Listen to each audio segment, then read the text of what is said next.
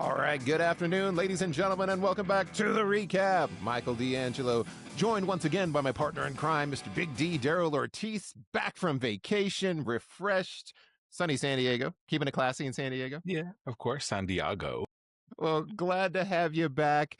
And before we get started, I just wanted to throw out a little acknowledgement here that while today is going to be our crown jewel recap, it's also the crown jewel for us at the recap in the sense that this is our official 100th episode of the recap. We made it to 100 of these things, Big D. Hell yeah.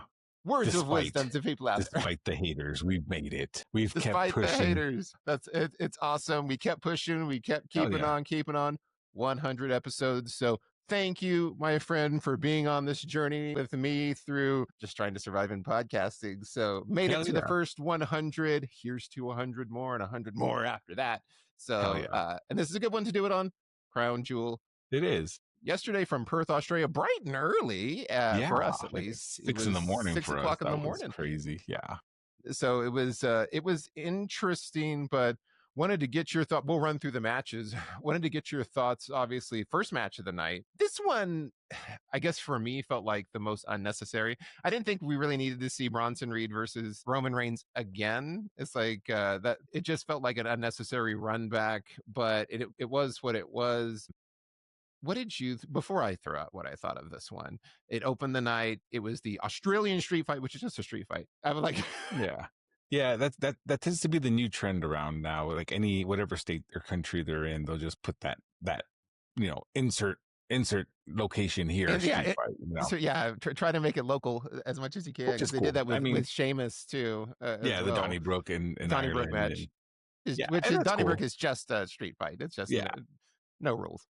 I agree. And I mean, I don't mind it. It's cool because it just kind of adds a little more personalization to it, especially with Bronson Reed being the hometown returner. And it was crazy to, of course, the crowd, his music first hits, the crowd like blows up for him because, again, he's from Australia. But then, of course, they quickly resettled back into like, oh, yeah, he's the heel. We got to boo him. And they did, which is cool.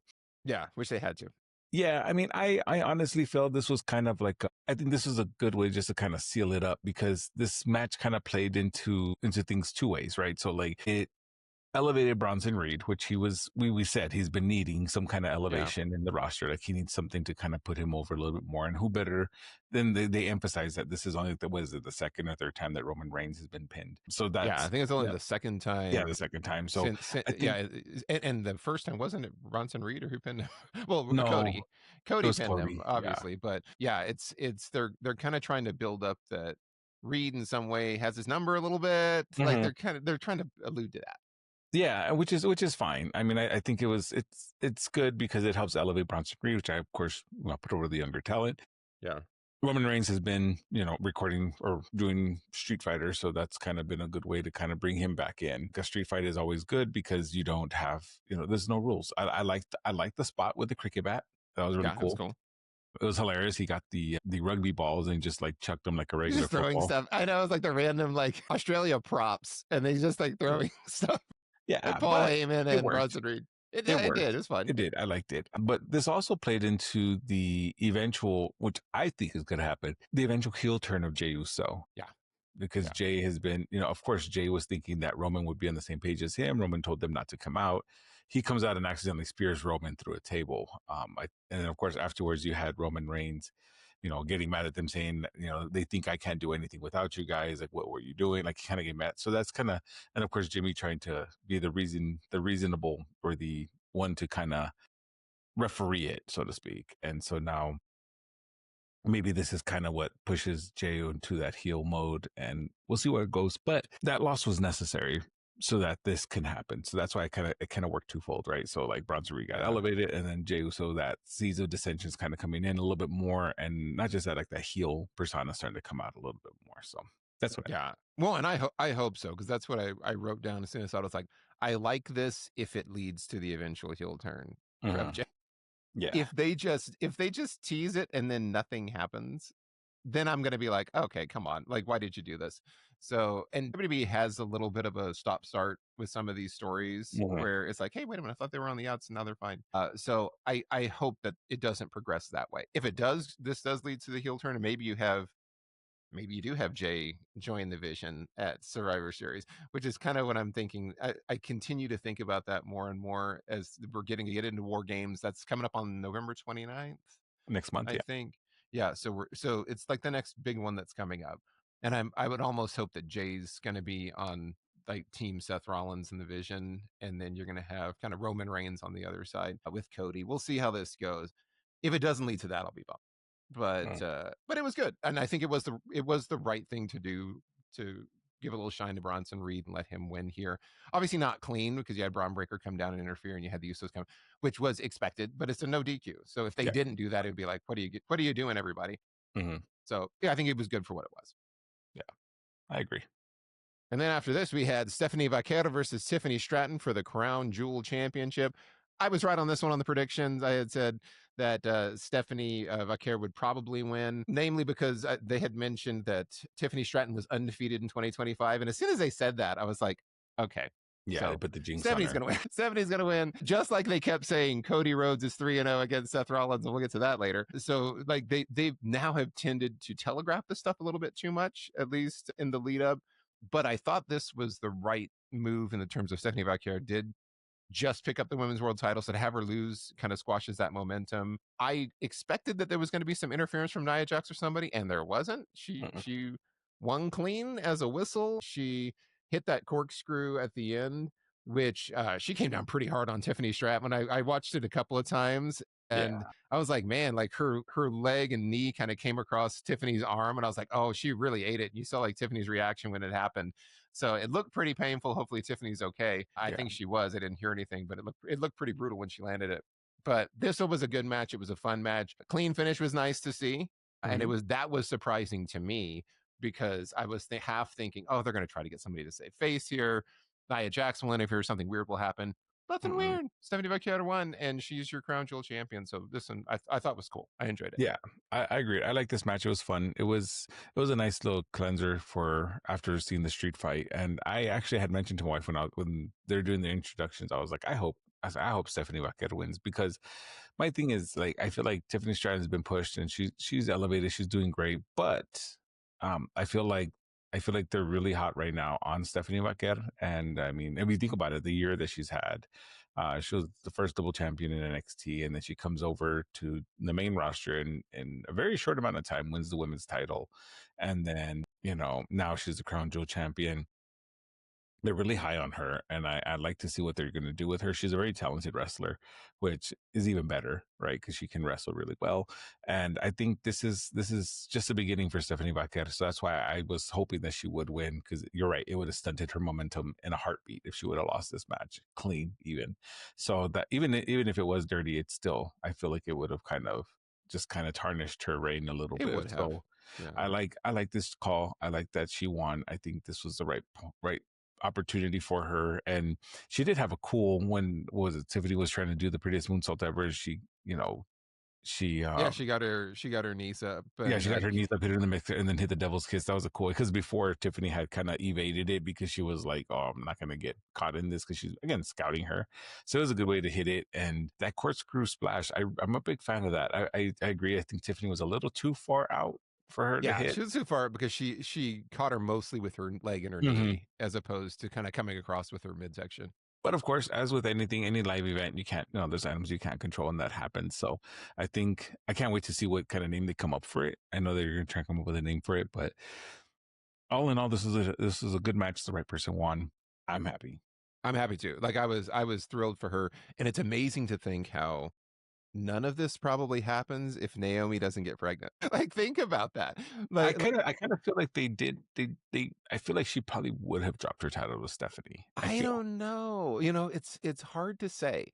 It's really hard to say, because Naomi had a lot of momentum in terms of her that heel run, and she had just recently won the title. So it'd be really early to take it off of her. She had kind of had this resurgence in popularity with the heel turn, where maybe it doesn't. And so this is where it's one of those situations where obviously it's a wonderful thing. It's like Naomi got, she's having a baby. That's what she wants. It's a wonderful thing. But it created this opportunity for Stephanie Vaquer, who stepped up to the plate in a big way and has just run with it. And Mhm. and I'm super happy for her, and it's awesome. But it's just one of those kind of what might have been. had that not occurred. But hey, that's where we're at right now, and Stephanie Vecchier is taking full advantage of it. So good for her. After this, my match of the night. This is my match, Same. and I'm going to come out and say best John Cena match like since his Yeah. return for the retirement tour. I don't think it's going to get surpassed because he's got 4 dates left.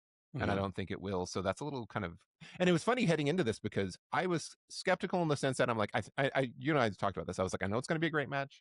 It's John Cena versus AJ Styles. They did no promotion for it, really. No hype up for it, really. John didn't come and promote it at all. He basically disappeared after the Brock Lesnar match, and he wasn't even in like the walkouts when they showed them walking with their luggage at the beginning. It was just everybody else but him, and he only came out for the match. The crowd was on fire for it. AJ Styles was in his TNA gear, which I was like, Yeah, AJ wearing cool shorts, and I saw it. I was like, oh man, with the necklace, with his wedding band on his necklace on his neck. yeah, like it was just vintage AJ 2005 all over Styles, again. which was super cool. And then when John did his entrance, and then he handed the little paper over, and then they did the special intro for AJ Styles, talking about he's the definition of total nonstop action, and the undisputed boss of the Bullet Club. And you see AJ's reaction because they've actually mentioned Bullet Club. Yeah. It was such a great touch, and it felt genuine. You could tell, like, I was like, yeah, this you can tell was a surprise from John for AJ Styles. Everything about this match was just sentimental and exciting and fun. It was like watching two independent wrestlers just like, hey, we're just doing everybody's finishers because like we're on the independent scene and we're trying to find our way and we're just having fun with it. And the crowd was so into it. They were calling for finishers and they were calling for the 619. And then he was like, they kind of faked it. We saw, gosh, it was such a list. The skull crushing finale. We saw, I'll say the camel clutch. I don't necessarily think it was the accolade. I was like, that's a camel clutch. We had the walls of Jericho. You had AJ Styles hit the torture rack at one point, and the scorpion deathlock, and the crossface. Favorite moment from this was the Sister Abigail. Yeah. Like that. Like I was sitting on the couch with my daughter, and she was like falling asleep. And when they set that up and he hit that, I actually got a little teary eyed. Yeah. Because it was such a great moment, and then all the fireflies came out right after that. And he knew what he was doing when he got into position. He like paused. He paused and he waited. And everyone just and he lost did the kiss. Yeah. It was such a beautiful tribute to, and Cena's been doing this obviously to some degree in all of these matches, but this one was really like I'm going for it, and I'm saying thank you to all of these different individuals, and I'm just to the nth degree. And AJ was getting in on the action on that too. And it was just so much fun. And then the RKO, the fake fun, the Randy Orton, like he was like doing the Randy Orton impersonation there. The choke slam from Undertaker, the tombstone from Undertaker. Yep. And then he won, which I was fine with. I was like, it was cool. It was just everything about it. Like when it was over with, I was like, nothing after this that Cena does is going to top it. Like that's how it felt. Maybe I'll be wrong on that, but this for me, hands down, was the best match of the night. And it also it hurt, in my opinion, everything that came after it because it just didn't measure up. Well, that's this the took thing. all the wind out of me. I was telling my wife, I'm like, I hate to follow this match. This should have probably been the main event because, and I get why it wasn't. I totally understand. But yeah, I felt bad for the Kabuki Warriors and Io and Rhea. Well, even the main event. Like even 2 matches afterwards, I was like, I'm sorry, Seth Rollins and Cody Rhodes didn't live up to that. Like it's hard. It didn't. How do you, right? I mean, this is John Cena's 100th PLE victory, which is why I knew he was going to win. Well, I knew that too. When they said the stat 99, I was like, he's going to get to 100. Yeah. And then you had AJ Styles. One we forgot was AJ Styles hitting the Sweet Chin music. Yeah, that's right. The Sweet Chin music. I mean, the Sister Abigail is my favorite moment of the night. I loved it. Y'all know how I feel about Bray, obviously. Obviously but got him right there. It's just it was such a great moment, and the smile he gave when he prepped for it. He got him in the position, and just smiled, and like the crowd just like lost it, and then he hits. And as soon as he said it, the crowd reaction for that setup was so special, and it was just a beautiful thing. But the fact that all the fireflies came out as soon as he was done. Not just that, like he hit it, and then all the fireflies came out. They started singing "He's Got the Whole World in His Hands," which again, a call back to the feud that they had. And I love that they just kind of used. It was probably unexpected, but they used it as a needed rest spot, to kind of just like lay there and let the crowd just kind of like engulf the arena with, like, he's got the whole world in his hands and the fireflies out. Like, it was such a great moment. Yeah. And I respect the hell out of John Cena for paying homage to Bray Wyatt, because a lot of people may not see it that way just because Bray Wyatt was younger, right? I mean, he had one feud with John Cena, which in my opinion, had it not been for COVID, that probably would have been, it's still in my eyes one of John Cena's greatest feuds because of the Firefly Funhouse match. That match was that was one of my favorite matches ever. And It I is that well, it was the best match from that WrestleMania, like by yes, far. hands down. And obviously because it was the challenges of these empty arena matches that weren't really Yeah. engaging because there was no crowd. So they really went out on a limb and did something very creative Hmm. and very risky. Yeah. And it was so great. And for me, it is one of my all-time favorite. People can say, "Oh, it's not a match. They didn't really. It wasn't like a wrestling match. They didn't referee." It was like, well, yes and no. 20 is an odd time. It was an odd, exactly. But I'm like, yeah, yes and no. But it doesn't take away from the fact that it was brilliant They and it told was a a great wonderful story. performance and they told a great story. I absolutely love it. I go back and revisit it a lot because I enjoyed it so much. And John has a lot of. I've seen him in interviews. He's got a lot of very fond memories of that whole experience, and it was just a great tribute to somebody that he's of all the matches that you're not going to get a chance to do again is Yeah. the impossibility of that one, and Yeah. that it made it really special in my eyes. I It's agree. just such a cool moment. And my hat's off to John for wanting to pay homage to those that he knows he won't be able to wrestle before he retires by doing their finishers, and not just doing them, right? It's one thing to just do them, but the fact that like he tries his absolute best to like mirror them like identically, like their the gestures, the movements, the facial expressions, like everything about it. He tries to like become that character for that period of time to hit the finisher. I appreciate very much as a wrestling fan because it's a nice nod and callback to them. And even though knowing he may not be able to wrestle all these folks, and I know he did the Styles Clash at one point, Yeah. but thankfully he got to wrestle AJ Styles, which I thought was cool. This was again my favorite match of the night, and I agree with you. This is probably my favorite Cena match so far.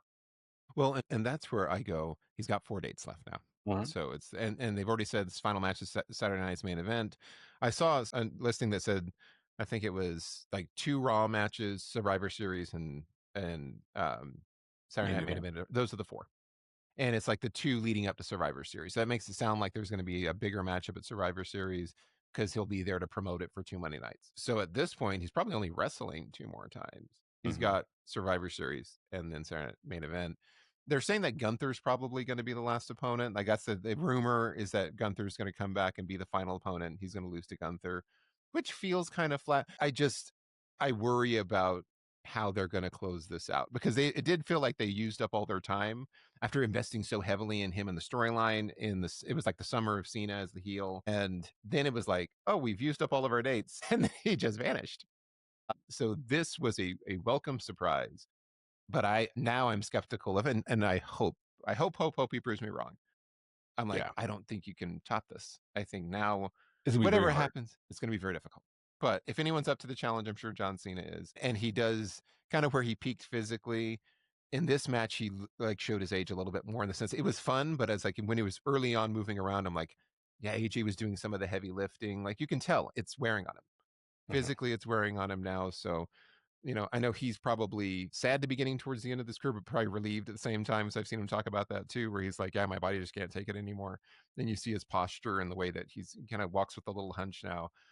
I think he's ready for it to be done. But I really wish this had been it. I wish this was the last one because what a way to go out. But hats off to John Cena. Just fantastic. Stole the show. Stole the Yeah, show. I agree.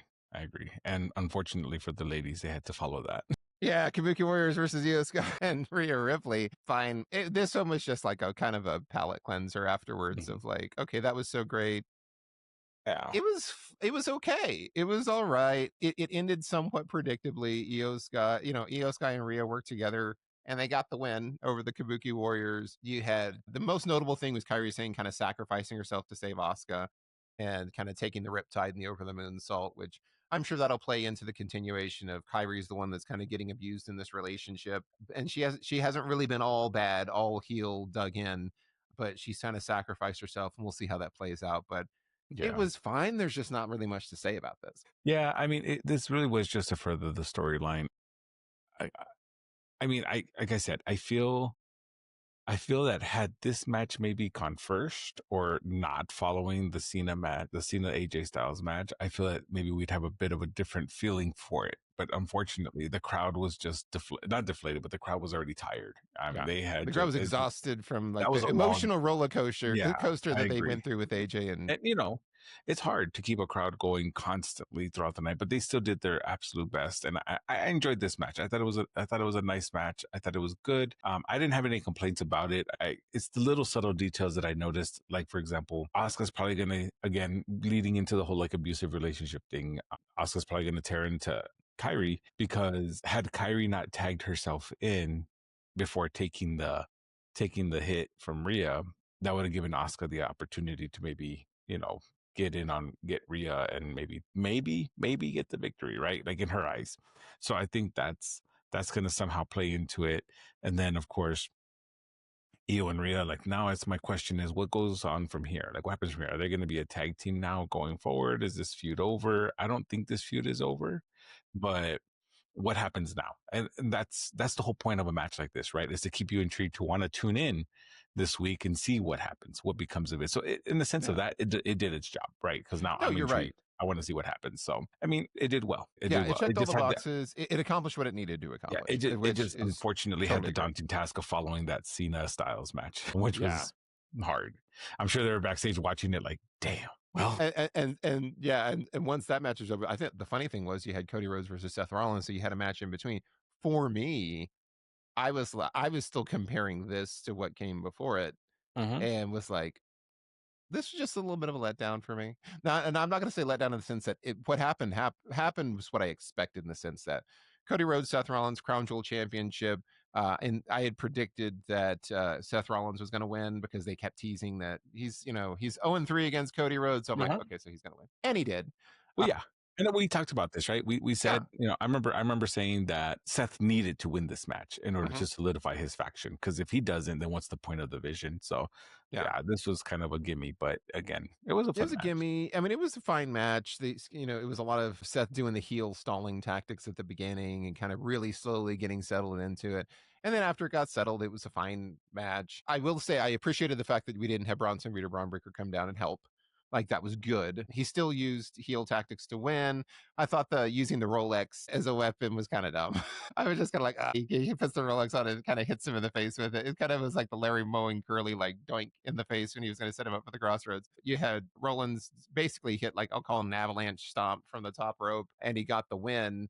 It was just, for me, though, I think after seeing AJ Styles and John Cena, it just felt a little flat by comparison. And that's really not their fault. It was just you come off of that high and I was comparing everything else that came after it to that. So for me, I was just like, I was okay. Like it didn't knock my socks off. But I thought from a storytelling aspect, they did exactly what they needed to do. I thought it was a good thing. I thought we didn't have interference. I thought it did help, Seth Rollins stay credible in leading the vision and seem like a real legitimate threat and not have to have everybody not have Reed and Breaker or Becky Lynch fighting his fights for him. None of that happened. Obviously, shenanigans to help Cody save face a little bit, but yeah, it was all right. But I'm Yeah. sure you probably enjoyed it more than I did. Yeah, I did. I did because again, the storytelling of it, right? Being able to use the watch that Cody gifted him, and again, and you knew it was going to come into play when they were doing their introductions. How he made a production out of taking off the watch and then Yeah, handing it over, and then so they kind of did that. When he went out there and he went for the Crown Jewel Championship title. I was like, there's no way he's gonna lift that heavy sucker and use that because I'm sure they're like that thing costs too much money. Do not use that as a prop. But I thought when he went to the timekeepers area, I thought he was gonna get the ring that they were gonna give. Like kind of like a that would have been a cool callback because Cody used to use the ring in AEW. Um and well not Cody. Well yeah, Cody used to use the ring, yeah. but MJF took the ring from MJF him used it. Yeah, and would use the ring a lot too, right? So I was kind of like, oh, that'd have been a cool like little callback had it been the ring, but it wasn't. It was a Rolex, and that was fine too. I like that he had that inner argument with himself to kind of be like, well, and he put it down at the ring. And for a split second, I thought to myself, this would be a good opportunity for Cody to kind of lean a little bit more into like the heel persona and like notice it and grab it and use it, or even just think about using it, right? Like just kind of get it and like think about it, but then put it back. Like, because again, we talked about how there's been little stints here and there where he kind of has shown like he's kind of conflicted and stuff. So maybe, but I enjoyed that. I enjoyed that Seth Rollins won this one without help, without assistance. I like that they put the pressure on him, and they're like, "Well, you know, if Seth wins, Seth is going to win tonight." And then I think it was Braun Breaker like, "Well, what happens if he doesn't?" You know, it was like the little doubt there and stuff because they laid too hard into like the he's 0-3 against Cody, and it's like, well, I Yeah. mean that when they do that, you already know like he's going to overcome, which is fine. He needed this win to kind of solidify his faction. He needed this win to solidify himself as a QB1, so to speak, right? Because that's what they've been talking about, and it did just that. I think that's what this match accomplished. I liked the storytelling using the watch that was gifted, and then again, finally getting up to the second rope to hit that whatever I guess avalanche you said avalanche Yeah, I'll call stomp it an avalanche or stomp. top That's what rope we'll call it. stomp, whatever. Yeah. And again, that's just was a needed step. But like you said, unfortunately, it had to follow the Cena Styles match, which was, in my opinion, that probably should have been the main event. But again, I Yeah. understand why it wasn't. It's the Crown Jewel Yeah, it's Championship. crown Obviously, jewels. So that should be the main event. And I get that. I get that 100%. And it's just, you know, it's just unfortunate, but it's was still a good match. I still enjoyed it. yeah. I thought it was a good match. It was a well fought match between Cody and Seth. It didn't go nowhere near as long as the Cena Styles match, but No, not at it all. was still good. So I But the enjoyed it. funny thing is, the Cena Styles match went on a long time, but I never felt like it dragged. It didn't. No. I was excited the whole the Cody and Seth felt longer to me. I was along for the ride for Cena Styles the whole time, but good stuff. And for me, the decision making in terms of who won throughout the show made perfect sense. So I was like, okay, I think this is all for the betterment of everybody involved. So yeah, that was it. WWE Crown Jewel 2025. If you haven't seen that Cena Styles matchup and you're crazy, go back and watch it. Go watch it a couple of times and see what you missed, didn't pick up the first time. But overall, solid event, really good stuff. And that's what we got this week on the recap. Thank you all again for being along the ride with us for 100 episodes. We really appreciate the support as always. Don't forget to like, share, and subscribe. Leave your comments, whether you agree with us, disagree with us, or just want to talk about wrestling. We love to hear from you. Even when you're not so nice, we'll totally love to hear from you. So that's part of the perks of the job. Yeah. Yeah, that's what we got for this week. So until next time, I've been Michael D'Angelo. He's been Big D Daryl Ortiz. Have a great week, everyone.